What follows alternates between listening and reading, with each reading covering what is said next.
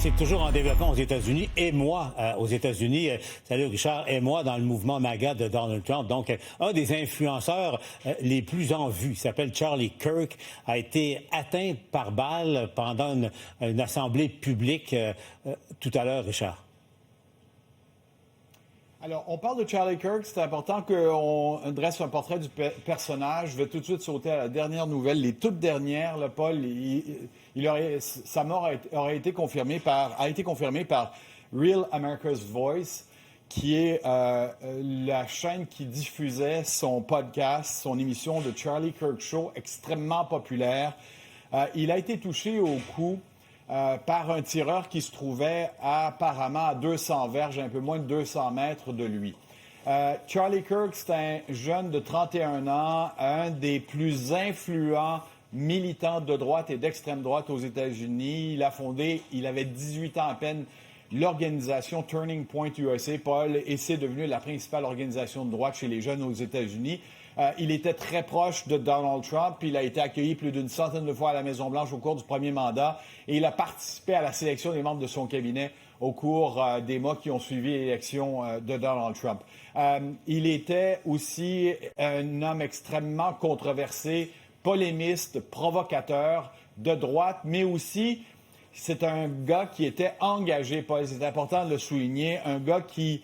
par exemple, il se trouvait à la Utah Valley University, l'université de la vallée de l'Utah, à Orem. C'est à peu près à une soixantaine de kilomètres au sud de Salt Lake City.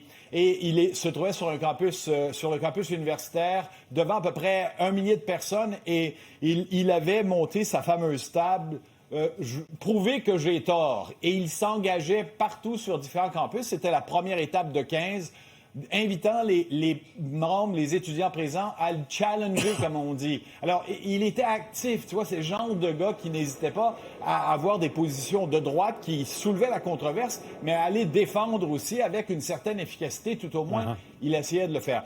C'est fondamentalement bouleversant d'apprendre qu'il a été frappé ainsi au cours de l'après-midi. Il était 14h20 de notre heure, midi 20 là-bas. Bon, Richard, les circonstances, on verra. On ne connaît pas encore. C'est pas sa mort n'est pas confirmée par les autorités comme telle, mais c'est ce qui circule en ce moment. Bon, Richard, son influence, tu l'évoquais tout à l'heure. Donc, on sait qu'aux États-Unis, à quel point les balados sont populaires. Mais lui, dans son cas, Kirk était l'influenceur des influenceurs, en quelque sorte. Oui, c'est le cas de le dire. Et c'était d'autant plus marquant, Paul, que, comme je te dis, il a fondé son organisation à 18 ans, il a 31 ans. Donc, au cours des 13 dernières années, il n'a pas cessé d'aller de l'avant. Il est marié à une ancienne Miss Arizona, il a 2 enfants. Et on lui accorde le succès que Donald Trump a eu auprès des jeunes électeurs et des jeunes hommes en particulier lors de l'élection de novembre l'année dernière, en estimant que, justement, revenant constamment à la charge sur son média social, pendant son podcast et son émission de radio, avec ses idées de droite, ses idées qui venaient cautionner Donald Trump, eh bien, il a invité ces jeunes-là à participer au vote et dans plusieurs endroits, il a eu de l'écho parce que, de toute façon, Paul, son organisation se trouvait sur 850 campus aux États-Unis. Il était très présent partout. Et ironiquement, parce que je sais qu'on va y revenir tout au long de la soirée, Richard, mais ironiquement, c'était un des grands défenseurs du deuxième amendement sur les armes aux États-Unis. Donc, Philippe Vincent faisait valoir tout à l'heure une de ses déclarations il y a quelques années que, selon lui, ça vaudrait la peine, au fond, ça serait le prix à payer correct que quelqu'un meure d'une arme à feu pour défendre le droit des Américains de porter des armes à feu.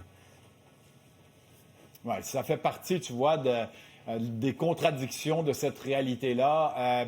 Ici même à Washington, juste pour te donner une idée, là, il y a Jeanine Pirro qui a été sortie de Fox News pour se retrouver ici à la justice dans l'État de Washington. Elle veut durcir les lois à Washington, mettre plus de criminels en prison, mais ne veut pas restreindre l'accès aux armes à feu. Alors, tu vois à quel point cette contradiction se retrouve partout au sein du Parti républicain. Et Richard, on m'informe que le président Trump vient de confirmer la mort de Kirk là, au cours des dernières secondes.